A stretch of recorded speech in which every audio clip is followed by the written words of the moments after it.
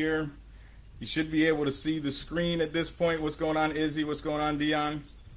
And everybody in Facebook land, you should be able to see the screen here because it's over here sharing. But what we're going to do is I'm going to go ahead and share the screen here on Zoom. If things don't pick up or work the right way, I will post the recording afterwards. Okay? So let's keep this ball rolling. Now, when it comes to D.I.S.C, let's kick it off with the first personality style. And I'm going to move this here and get this going. Let's see.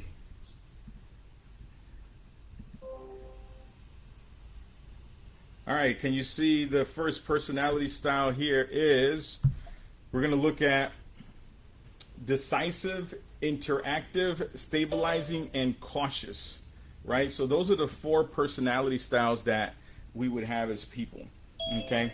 And in having those personality styles, the main things that we look at is a person who's decisive in terms of a personality style. When they look at problems, okay, if you look on the screen, when they look at problems, they tend to approach problems and make decisions quickly, okay? And then what we usually call them is a high D in terms of personality style. So a high D is somebody that would be demanding, driving, they would be forceful in the way they communicate. So when you look at that and you've talked to somebody with that personality style, you know that they're more of a driver. And then let's look at interactive, okay? Well, let me just expand more on the driving personality style. You can see that they end up being daring as well, but then as it starts getting to a lower driver personality style, they're determined, competitive, they tend to be more responsible, inquisitive, conservative, mild, and agreeable, and deliberate in terms of their approach. So looking at that, the personality style, somebody could be at an extreme level, but then as time goes on, their energy level around that personality style tends to go down. So they're not as extreme, obviously. But let's look at the next personality style, which would be interactive. And the interactive, I like to communicate that as someone who's more of an influencer, okay? And usually the influencer is, someone who is, for the most part, they are talkative. They wear bright colors all the time. They're always the influencers in the group, that they are the life of the party. And when you look at a person who's an influencer, their main objective is who's going to be at the party, right? It's a matter of FOMO versus anything else, okay? So fear of missing out. And for those of you guys who are on Facebook, for some reason, Facebook is not letting me post or share my slides. So only the people who are on Zoom are able to see the slides. Jerry, can you see the slides? Yes, and I posted the Zoom link because people can find it. Yeah, so thank you for that. In the chat, but... Yeah, so hey, listen, whoever wants to jump in and see the slides, right, you got to jump into the Zoom and you'll be able to see the slides that way. But for those of you guys who are in the Facebook group, you'll just be listening to what I'm saying because for some reason Facebook isn't letting me share the slides. But anyways, so going back to the interactive personality style. Interactive personality style is more of an influencer. It's how they tend to interact with others and share their opinions. So they're gregarious, they're persuasive, inspiring, okay? And then we'll go to the next page here so we can see the rest of it. They tend to be very enthusiastic. So I want you guys to think about someone that you know who's just full of life, someone who's energetic, someone who's enthusiastic about life, right? They're sociable, they're poised, charming, convincing, reflective, matter of fact, reserved, and introspective. So as you get lower on the chart, okay, then the energy obviously starts to decrease in the person, and they're a lower influencer style. Now, many of you guys might ask yourself, oh, which one am I? I think I have a little bit of a D, I have a little bit of an I, and what you're going to notice is as we continue going through the S and the C's, the S is stabilizing, but I always like to refer to it very easily as someone who's a supporter. But you're going to notice that each and every one of us has one of those personality styles inside of us, right? We exhibit one of those personality styles in one way or another. And here's the cool thing. We often exhibit some of those personality styles, like we have an active driver or an active interactive or an active stabilizing and active cautious when we're under pressure. So that's the one thing to realize is sometimes when we're under pressure, our back's up against the wall, the personality style that's going to help us accomplish what we need to accomplish is going to come out. So that's the one thing to remember. So how does this apply? This would apply in the sense that imagine that you're working with the client. And the client, all of a sudden, they're really stabilizing in their personality, right? That's what, you know, when they say the quiet ones, it's the quiet ones, Jerry. Those are the ones you got to watch out for, right? They're the ones that, you know, as you're going through and you think that they're so nice and they're so quiet, boom, next thing you know, man, your head's rolling on the ground, right? So when you look at it, the stabilizing personality style, they tend to have this type of pace, right? They're patient, okay? They're predictable, they're passive. So again, this is that quiet person. They appear to be complacent, they're stable, consistent, steady, outgoing, right? As the energy gets lower, restless, active, chaotic, and spontaneous, okay? So now you start to see that their personality style starts to change and it starts to shift as it gets lower down in terms of the energy. Okay. Active, chaotic, and spontaneous. Look at that. Okay. Where's that coming from? So now you start to see that their personality style starts to change and it starts to shift. Where's that coming from? Now I'm getting an echo. So now you start to see. Let's see. All right, are we back? Okay, good. I wasn't sure where that was coming from. So long story short, when you look at the personality styles here, the S, it had more of a complacent personality style as it's mentioning here. But let's take a look at the cautious, right? Just to keep the ball rolling. So a cautious is someone who's a high C in terms of being cautious would be someone who's analytical, right? The perfectionist. They're systematic in their approach, okay? This is the kind of person that anytime you ask them to make a decision to do something, it just takes them a long time. They're the I have to think about it person, right? But not only are they thinking about it, they're consistently thinking about it and thinking about it and thinking about it. And here's the catch with these guys where you have to be careful is if you push them, then that's it. They'll cut you off completely and they won't want to do business with you. So you have to understand how each personality style works, what's their pros, what's their cons. We'll jump into it as well too in a little bit. But a little bit more on the cautious side. So the cautious, they're careful. They tend to be very analytical, orderly, neat, balanced, independent. Jump into it as well too in a little bit. Right? They're independent. They are rebellious, can appear to be careless and challenging. So these are the things to look out for when you're working with people. Before we move on to cover which one are you, number one, and the second thing we want to cover is number two is how do you best lead generate? Because here's the thing that I've noticed as I've coached people over the years, right? Obviously, the longer you're doing this, the better you become, the more insight, the more intuition you end up getting. So, hey, Jerry, I'm going to make you co-host, if that's cool, brother. so this way you could just let people in. Let's say here, make co-host. There you go. Okay.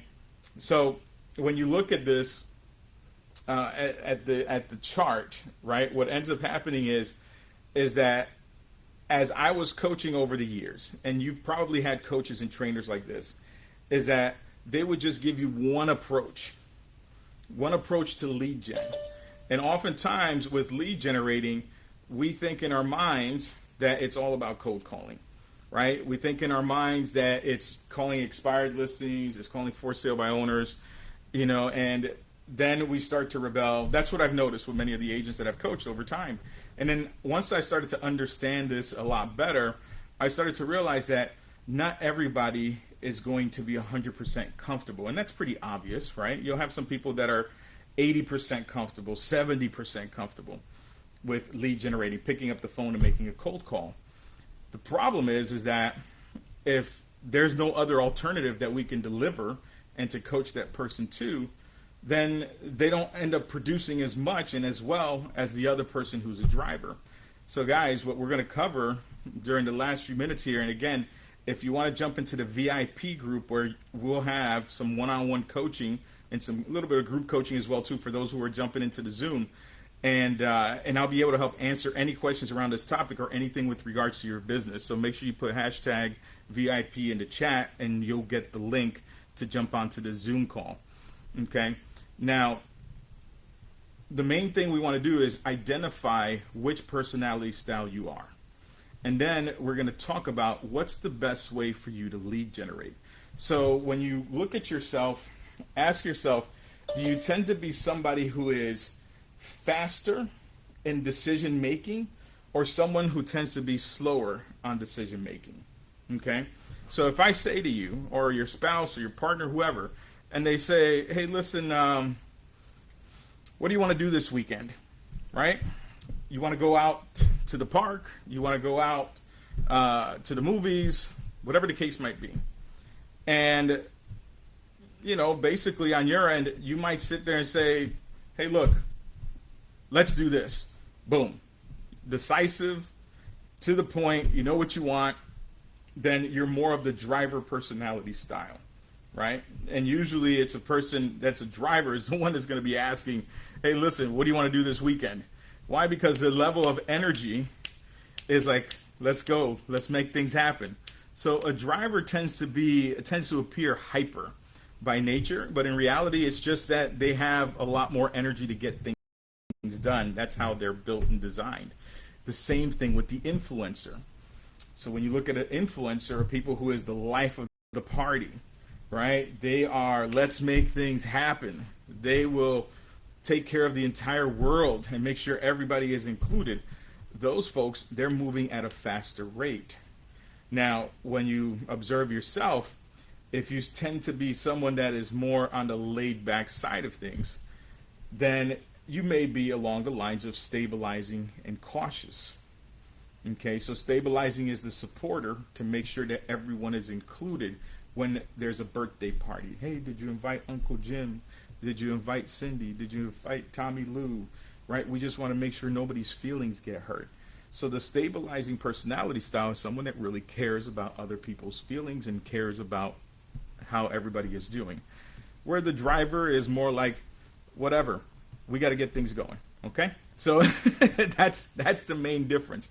So stabilizing, cautious, slower pace, slower velocity, slower to decision making. Okay. And if you have any questions, guys, drop them in the chat and I'll be able to help answer any questions with regards to this. Put them in the chat in the Facebook group, or you can put them in the chat inside the Zoom, and be more than happy to answer those questions. Okay. So let's look at the dominant personality style and how to lead generate. So if you are a driver, you play to win. Okay, not to come in last place. So very competitive. You get that real estate is a numbers business. So you are ready to deal with 100 rejections to get 10 deals closed. Now, are you that's watching right now ready to be rejected 100 times to get 10 deals closed? And you can care less if you get rejected? I mean, Jared, you know what I mean? Or Marcia, whichever. Are you guys 100% ready to get rejected just to get those 10 deals 100 times? Right? Maybe, maybe not. So for a driver, they're like, listen, it's a numbers game. It is what it is. I got to get it done. So if you're in the dominant driver personality style, take a look here. You want to create your own networking group around your favorite hobby. Guys, everybody in here is in a networking group. Did you realize that? Right? This is another way to connect with people. This is another way to lead gen. So if you are a driver, create a networking group based around the things that you like. Jerry, you're an investor.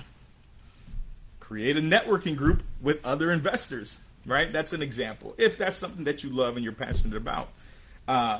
Also participate in your local business chamber of commerce events, right? Because you wouldn't be a shy person if you're dominant.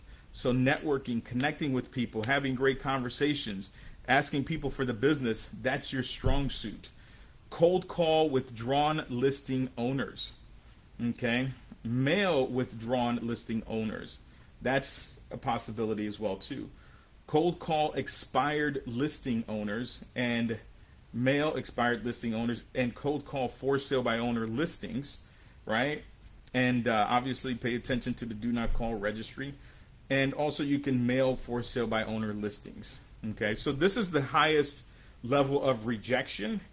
However, it's the lowest hanging fruit when it comes to lead generating in your business. So that's the dominant personality style.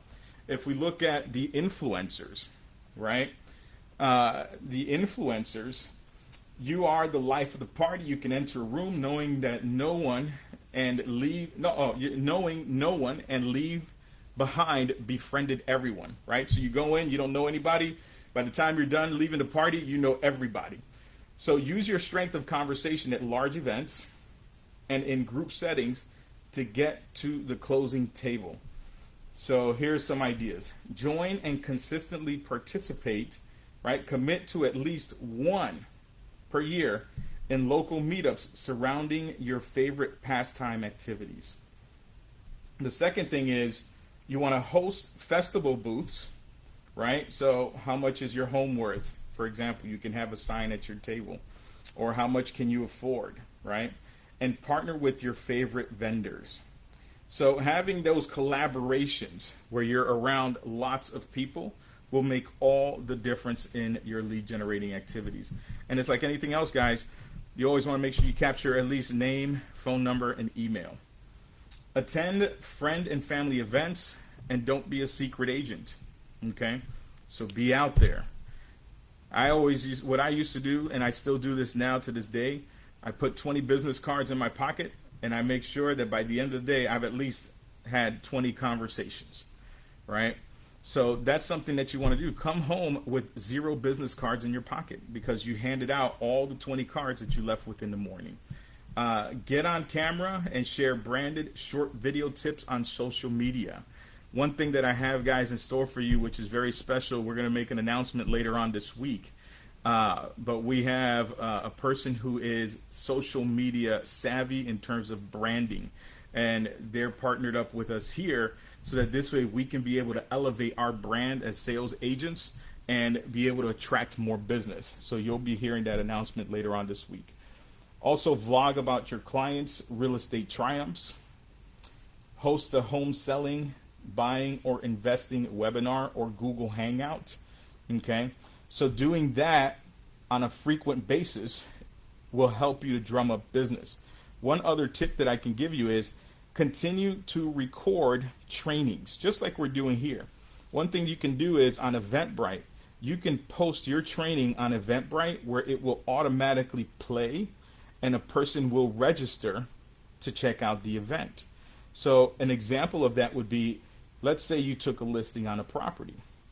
So now the property is 123 Summit Avenue, open house or virtual tour. You record the virtual tour, you upload it into Eventbrite, you give it a title, you put all the bullet points about the property, and you schedule different times that people can do the virtual tour. So what happens, in order for them to watch your virtual tour, they have to register. So they're going to give you their name, their phone number, and their email. You see, so there's different ways to lead generate and to be able to build your pipeline. So that's the influencer approach and style. And we'll look at the steady personality style, which is You like people, but can feel overwhelmed in group settings with strangers and large crowds. So instead, you thrive in one-on-one and among small groups of your trusted friends and peers. So here's a couple of ideas, okay? One of the ideas is do one-on-one lunches and coffees with new contacts and people in your existing network. Jerry, you and I, and also I know Lori was jumping on and off, and several people who are in this group, right? We know one gentleman that's in Fort Lauderdale. This guy has 225, 250 people in his database, but yet he manages to at least do close to 15 to 20 million in sales volumes per year with only 200 people in his database. And what does he do? He has 5 coffees per week. So every day he has coffee with somebody in his center of influence. That falls under this steady personality style. And it works perfect for him, right? Daily calls, 3 to 5 in your existing network. 1 to 2 visits a week to your existing network. Do those drop-bys. Go by and say hi to people. See how they're doing. Connect with them. Weekly connect with 5 to 10 existing contacts in social media, and strike up referral relationships with others in your office for trainings, conferences, and your local board of realtors, because they may need you during vacations, bereavement, illnesses, and the like. So one thing that I know most people may not think about doing, and this is an opportunity, this is something that I picked up on years ago. When sometimes there's agents that listen, they do the business and they don't like it and they just want to leave it, right? So with those agents, stay in touch with them. Connect with those guys. Send them a referral fee. You know, if you go ahead and you close one of their referrals, build up your database with their people, right? And then just give them a referral when it closes. There's tons of agents right now that if you go through your address book, you'll go through and you'll say, well, that's right, this person left the industry. Well, guess what? Many of those people, they did just like you and I. They started building up their center of influence. They got it up to a certain point, but then they decided this wasn't for them. Well, what are they going to do with all those people that thought they're in real estate or still think they're in real estate?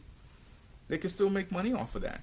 So find people that have left the business that you're friends with and ask them for referrals and give them a referral check once those deals close. So that's an opportunity as well too. And start teaching at your local board. So as we start coming to a close, again, in the chat, put hashtag VIP and we'll send you the Zoom link so that you can be able to jump on for the private VIP training, which is directly after this training, okay? Because I'm going to stop streaming on Facebook.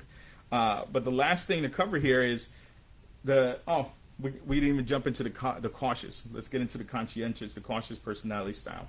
So you take pride in your work and minute details like no other. So here are some ideas for you. Host a series of home selling, investing, and buying seminars with your preferred vendors. Then you want to create an offer on social media in exchange for contact information, home selling, buying, and investing how-to guides. Also, organize a series of local meetups surrounding your favorite pastime activities. Develop a warm and fuzzy, personable email campaign for those you meet and introduce them to you, sharing pertinent details about your local market, giving them tips based on their interests in real estate, and so on and so forth. So you like giving people information, basically, right? Because information is what turns you on. Pie charts, graphs, those are the things that turn on an analytical, conscientious person. So use it to your advantage. And if you still have no idea what personality style you are, here's something that works for everybody. No matter what your personality style is, mail a monthly newsletter. Okay, for those that don't check the mail, use local content instead of generic data and tips, so you can become the local real estate news source. Schedule a monthly e-newsletter. So use the local content, obviously, instead of generic tips. Same thing as above. Wear real estate paraphernalia everywhere. So I remember there was this person that was in an office that I belonged to a while back, and they had this T-shirt, and obviously it worked well for this guy, right? So he was muscular. So if you're not muscular, I don't know if this would work for you, but I'm sure you could find a T-shirt that will work for you. And what he had on his shirt was "Real estate is my superpower," right? And this dude would go to the grocery stores. He would travel everywhere, and that's all he wore. That was his uniform. It was like Men in Black. They only have one uniform. But the number of people that he's always told me that he's gotten referrals from was enormous, just because they would say, "Wow, that's pretty cool," and then he would strike up the conversation. Now, one big tip that I learned is, if you have some really nice clothes already as it is, or if you have a polo shirt like this, just get it embroidered with your company logo on the side, and that's it. So there's embroidery companies that will embroider some of your shirts. If you have dress shirts already, just get it embroidered, and it'll save you some time, save you some money, and in addition to that, you're still wearing a shirt that you can, fit into comfortably, as opposed to trying to get a new shirt and then washing it and watching it shrink. Also, attend every event your friends and family, neighbors, and everyone else that you have. Attend those events. Get out there. If you get invited and it doesn't conflict with your morals, go and win friends. So at the end of the day, guys, here's the deal. Everything is about a funnel. A funnel, if you look at a funnel, it's shaped like this, right? You got to put lots of people into the top of the funnel, and as time goes on, those people start dripping down towards the bottom, which are the people that are interested in buying or selling real estate. So that is our job. Our job is to build our funnel, is to build our pipeline, is to get to know as many people as possible. And the more people you know, the more chances and opportunities that you will have to be able to do business. So any questions, guys? I know I went over about 8 minutes because of the fact that I was going over the crazy technical problems here. But any questions in Facebook land, any questions here on Zoom that I can help answer for you guys? Rob, I've been monitoring the Facebook Live, and I don't see any comments. Okay, so no comments on the Facebook Live. What about here on Zoom? You got Marcia as well. I do have one, because I tested D&I, when I did the D.I.S.C. Mm-hmm. But what you just showed now, I feel like I'm more INS. How do you fix that? Well, you don't necessarily fix it. It just is. I'm just kidding, but how do you think? Because I know we're each of everything. Right. But so that's what I was wondering. How do you relate to that? Because the D.I.S.C. I did, it says I'm D.I. But the explanations you said, I'm more IS. Okay. Just funny. So, because I'm also D. All right. Well, here's the thing. You may be a D when it comes to under stressful situations. Or it could be the opposite. You're more of a D in a relaxed situation. But if you've been living a life of stress, then you're like, hey, listen, this is my defense mechanism. This is how I slow down. Let me just go out and have some fun and be an IS. So it's you've got to pay attention to under what circumstance, are you actually going through that particular challenge, right?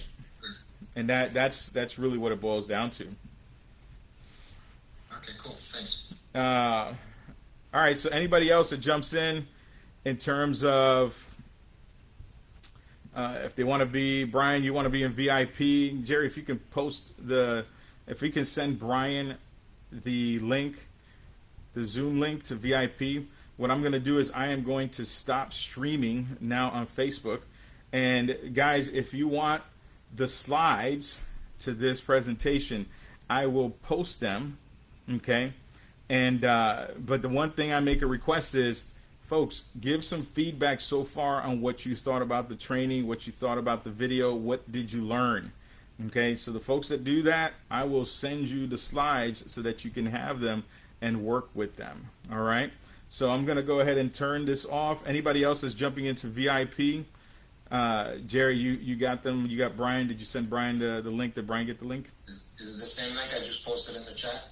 Yeah, it's going to be the same. So Brian, you can just use the same link there. I'm just going to stop streaming and we'll go from there. But if you guys wanted to jump in for the VIP, just put hashtag VIP in the comments and click on the Zoom link. All right, Facebook signing off. I already posted that same Zoom link in the comments of the live. Okay, cool. Awesome. All right.